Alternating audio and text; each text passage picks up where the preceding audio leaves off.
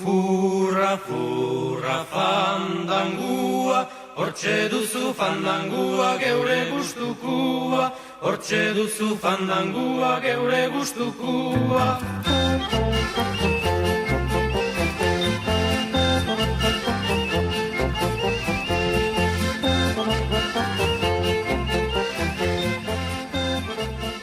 Beno, Ander, ikusi dugu txupinaza bota duzula, Albizturko festaia hastear dira, orain ze plan duzue?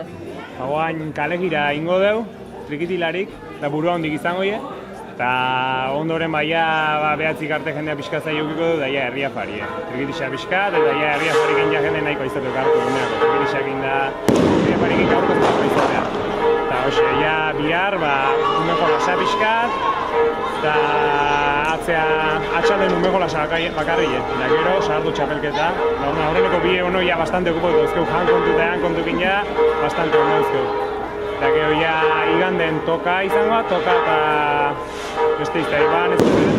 Eta ja, trikitilari beti, egunero. Eta ja, iganden ja, erikirolak, bertxolarik bai, ez da izeguru baino bai, dana holaxe, besta giroa, zer ez da besta.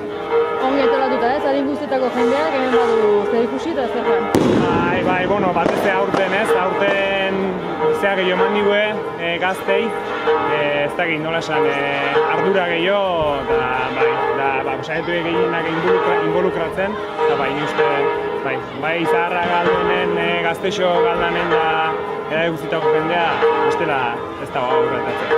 Esan diguzu, gaur afaria duzuela, herri afaria, ja gaur, ikusten dugunez, ja, sua nahiko prestatuta duzue, ja egiten ari da, ez?